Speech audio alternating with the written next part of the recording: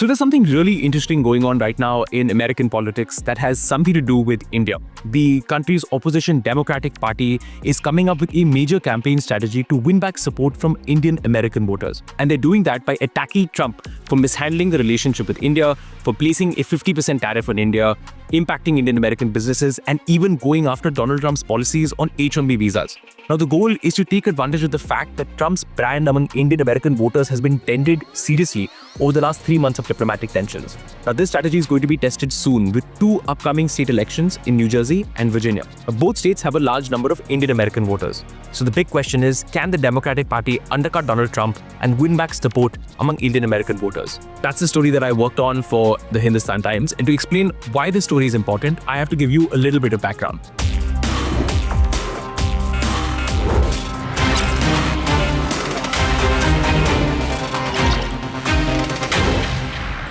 So we have to start with one key thing. The Indian Americans have actually become a pretty important voting group in the United States today. There are roughly 5 million Indians living in America. About 2 million of them are registered to vote. The Indians also have a high voter turnout percentage, around 71%, which is higher than any other Asian minority group in America. Now, I'm sorry to get technical and throw all these numbers at you, but what it really means is that there are a large number of Indian American voters and they turn out in large numbers. And that actually makes them really influential. Now, for most of the Indian American community's voting history, they have generally tended to vote for the Democratic Party. In 2022, for example, 75% of Indian Americans supported the Democratic Party, only 25% supported Donald Trump's Republicans. But in the 2024 presidential election, that changed, and many Indian Americans shifted from the Democrats to voting for Trump. That was because Trump promised that he would rescue the economy, which under Democratic President Joe Biden was suffering from high inflation. Trump said that he would cut taxes and he would also stop illegal immigration into the United States. Now, I spoke to a large number of Democratic Party strategists for this story, and many of them told me that this campaign was extremely effective because Indians are an extremely rich ethnic group. They migrated to America legally and they also want lower taxes. They own businesses. So Trump's message was very attractive to them. Meanwhile, Kamala Harris, who was the Democratic Party's candidate, was the Vice President of the United States and was of Indian origin herself, wasn't really able to message effectively to the Indian American community.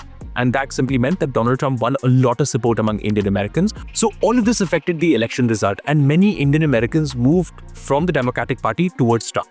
Although, to be fair, the Democrats still won the community as a whole. There was a survey done in 2024 that found that 61% of people, Indians surveyed, said that they would vote for Kamala Harris. But now, things have changed in time. It has been almost a year in office for the Trump administration, and the truth is, many Indian Americans are not happy with how the administration has performed. Yes, illegal immigration numbers have dropped. Trump has cut taxes, he's delivered on those promises. But Trump has also slapped a 50% tariff on India, and that is hurting a large number of Indian American businesses. The US economy under Trump is a very mixed picture. There is some growth, but the economy isn't creating jobs. And many Indian Americans have been shocked at how Trump has handled the diplomatic relationship with India. For example, in July and August, you could barely go a day without a senior Trump official coming out and haranguing and criticizing India for helping Russia's war machine or buying Russian energy. That has shocked a lot of Indians who thought that Trump would be good for the relationship with India. There's also a much darker, much more sinister thing, which is that if you go on platforms like X, on social media, there has been this massive outpouring of racism against Indian Americans online. Many Indian Americans that I have talked to have been shocked by the fact that so many of these racist online trolls happen to be supporters of the Trump administration and of the Make America Great movement. And Donald Trump and his Vice President J.D. Vance have not come out to defend Indian Americans at all. And that has worried Indian Americans. So I give you this whole background to explain that Donald Trump's brand among Indian Americans has been hit badly.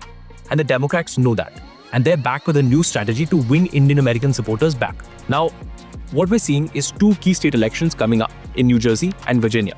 Now, both states are set to elect a new governor, and both states also have large Indian populations. New Jersey has roughly 440,000 Indians, that's 5% of the state's population. There are 170,000 Indians in Virginia, that's roughly 2% of the state's population. Now, the Democratic candidates in Virginia are Abigail Spanberger, who's running for governor, but her deputy, her lieutenant governor, is Ghazla Hashmi, a senator who was actually born in India. Meanwhile, in New Jersey, you have Mikey Sherrill, who's running for governor of New Jersey. Now, both of these candidates are making a major effort to reach out to Indians and win their support. And part of how they're doing it is attacking Donald Trump and his policies on India. For example, in New Jersey, Mikey Sherrill has openly criticized the 50% Trump tariff on India and how it has impacted Indian businesses in New Jersey. Many of these companies were importing things from India, and because of the tariffs, their business model has been hit hard. Mikey Sherrill has gone personally to meet Indian-American businesses, and she's also criticized her Republican opponent, Chuck Citarelli, for supporting Trump's tariffs. Now, another thing that both candidates are doing is showing up to Diwali events, Garbas, Navratri Pujas, and other Indian community events.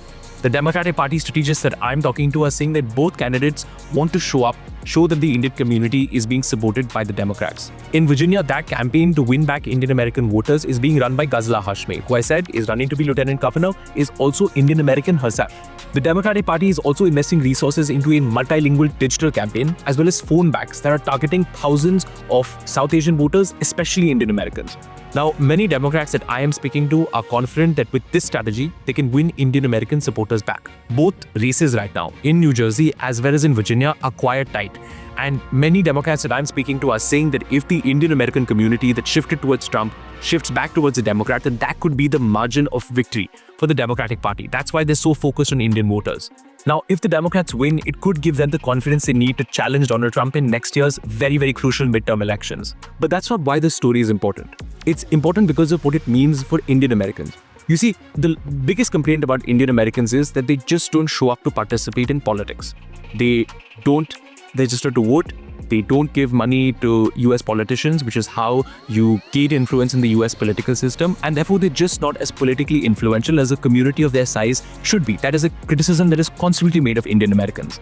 But that could also be changing, because across the country we're seeing Indians run for major political office and the local, state and national levels. Yes, they are not as well organized and they don't fundraise as much as other US communities, but even that is changing. Here's a very, very small fact for you.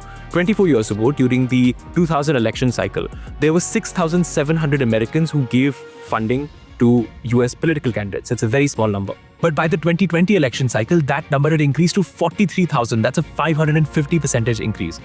That's a major change, and things are only going to improve. And now, the Democratic Party, one of America's major political parties, is making a concerted effort to win Indian American voters back, because they know that it could be a very, very politically influential community. So if Indian Americans show up in a big way in this election, then it could send a very, very powerful message in US politics.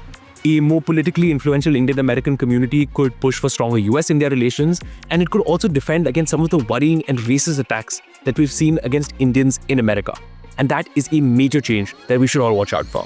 Thanks for watching HT with me, Shashank Mattoo. I am the paper's America correspondent, reporting from Washington, DC, and bringing you stories from the United States of America. Thanks so much again.